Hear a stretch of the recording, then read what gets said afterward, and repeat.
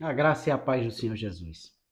Meus irmãos, uma dica para hoje, né? Porque nós precisamos ir todo dia aprendendo. A Bíblia diz: crescereis no conhecimento e na graça. Apesar que algumas pessoas achem, né, que nem todo mundo tem esse direito de adquirir conhecimento, nem de passar conhecimento, porque são pessoas claramente idiotizadas e querem privar por conta da sua ignorância, que a palavra vai à frente, e acabam criando, né, doutrinas, né, criando paradigmas, né, sofismas de que a palavra só pode ser proclamada por um e por outro, acaba que piora a vida de outros. Quando passamos pelo deserto, muitas vezes nos deparamos com as mentiras, né? Pessoas ditas crentes que dizem que você deve desistir do seu casamento, que você deve deixar para lá porque existe um tal de livre-arbítrio, e isso faz com que a gente fique confuso, que a gente acabe perdendo o foco e caindo no erro.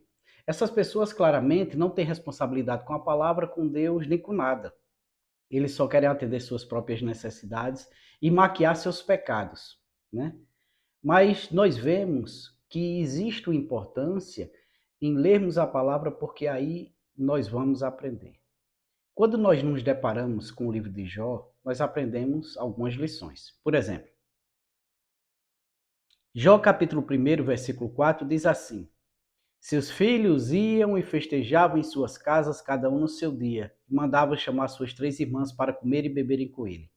E assim era que, quando os dias dos seus banquetes terminavam, enviava Jó e os santificava, e se levantava de madrugada e oferecia ofertas queimadas de acordo com o número de todos eles. Porque Jó dizia: Pode ser que meus filhos tenham pecado e amaldiçoado a Deus em seu coração. Assim fazia Jó continuamente. Nós vemos que Jó levantava de madrugada e ia queimar ofertas, né? Ia sacrificar a Deus por conta de seus filhos.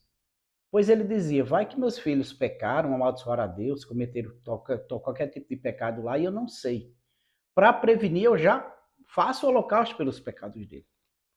E nós vemos no decorrer do livro de Jó que Jó acaba caindo em uma situação. Ele tinha seus defeitos, mas claramente ele foi provado, tentado e foi usado como exemplo para a humanidade.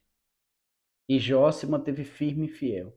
Mesmo quando sua esposa o criticou e o incentivou a abandonar a Deus.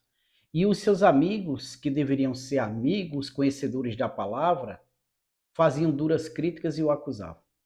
E nós vemos que no final já orou pelos seus amigos, teve tudo restituído e pôde, né, se alegrar com sua mudança de vida. E muitas vezes mais abençoado do que o que tinha antes. O que essa mensagem nos diz? Diz, meu irmão, minha irmã, que não importa o que digam lá fora. O que importa é você se apegar à palavra do Senhor. Pouco importa o que esses camaradas dizem, que vão contra a palavra porque acham que tem uma credencial. Não existe credencial no reino de Deus. Existe aqui porque os homens a fizeram. Homens gananciosos, egoístas que pensam em si mesmos. E querem determinar como você deve viver e agir. A sua família foi algo projetado por Deus, você aliançou e é sua. Mas você deve entender a importância da oração. Você deve entender a importância da intercessão. Jó intercedia pelos seus filhos, orava e pedia por eles. Levante pela manhã, ore pelo seu esposo, pela sua esposa. Ao contrário do que às vezes dizem por aí, não ore, não peça misericórdia, ore. Peça misericórdia. Peça a Deus que Deus purifique o coração deles, que Deus os abençoe, porque quando Deus os abençoar, criando um escudo de proteção ao redor deles, eles vão estar mais sensíveis à voz do Espírito Santo. Peça para que Deus tenha contato com eles, para que eles possam entender a necessidade da intimidade com Deus. Peça para que Deus os livre da morte, os livre do mal, os livre desse mal que quer ceifar a vida deles. Você deve orar e clamar pelo seu cônjuge, independente do que ele está fazendo. Os filhos de Jó poderiam estar fazendo atrocidades, como poderiam estar adulterando, poderiam estar praticando incesto, ou qualquer sorte de pecado, ninguém sabe, a Bíblia não relata.